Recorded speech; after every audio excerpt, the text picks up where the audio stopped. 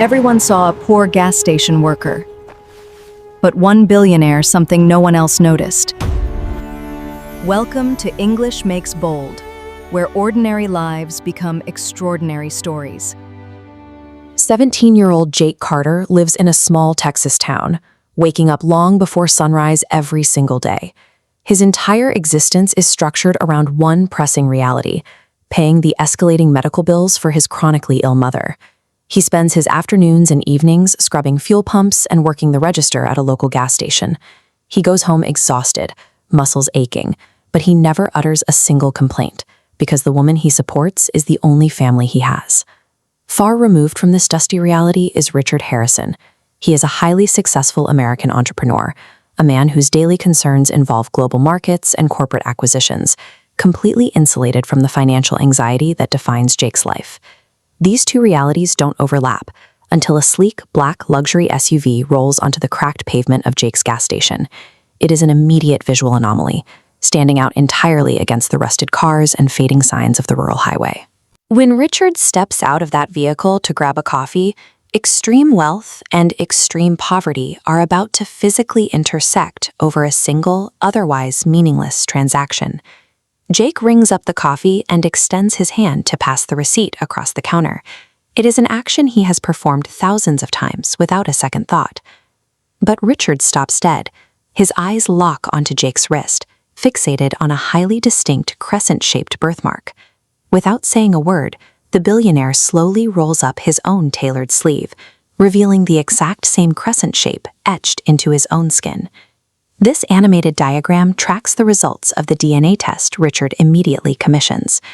A severe hospital error 17 years ago separated a newborn from his biological father, sending them down two drastically unequal paths, which brings us to today. Jake is Richard's biological son. A piece of paper confirms they share the exact same DNA. But genetic proof does nothing to erase a lifetime of nor does it automatically build a bridge across the massive social divide sitting between them. When Richard drives back to Texas to present the lab results, Jake rejects the paperwork outright.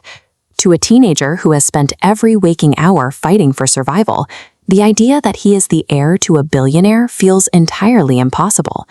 Looking for answers, Jake brings the DNA report back to his modest rented house. He confronts the woman he has called his mother his entire life, demanding the truth. Through tears, she confesses. Take a look at this generated recreation of a hospital intake ledger. Years ago, she noticed glaring inconsistencies in the newborn identification codes, but raising a child alone meant she never had the money or the legal resources to investigate further. Hearing this, Jake doesn't run toward his wealthy new father. He fortifies his walls.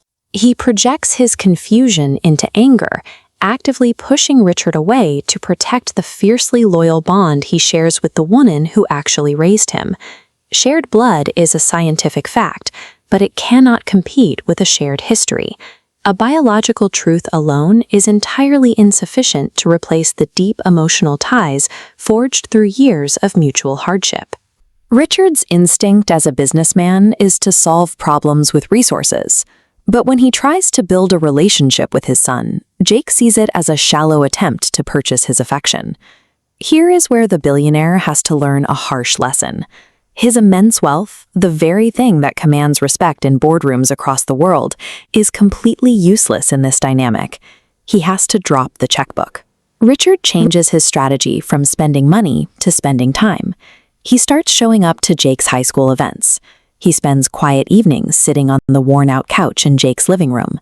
He even starts stepping in to help care for Jake's ailing mother. Instead of trying to extract his son from the life he knows, Richard actively works to integrate himself into their daily reality. Real trust starts to take root only when the transactional nature of the relationship disappears. By offering reliable, consistent presence, Richard begins to earn the emotional connection he could never afford to buy. Weeks later, Jake finally agrees to visit Richard's corporate headquarters. He stands in a massive skyscraper, looking out through floor-to-ceiling windows at the sprawling city skyline below. Surrounding him is the physical evidence of Richard's immense success. Jake is staring directly at a vast financial empire and a life of absolute luxury that he is now legally positioned to inherit. Standing in the middle of all that affluence, the clinical silence of the office feels jarringly different from the noisy, difficult, yet warm home he just left. Jake realizes that a life of guaranteed luxury and financial power cannot fill the specific needs he has spent 17 years trying to meet. What he truly wants isn't a penthouse or a trust fund. He wants the security of knowing someone has his back. He wants unconditional support and a genuine sense of belonging. Jake walks away from the skyline knowing that a person's security comes from the people who hold them up, not the buildings they own. This realization brings Jake to a pivotal moment.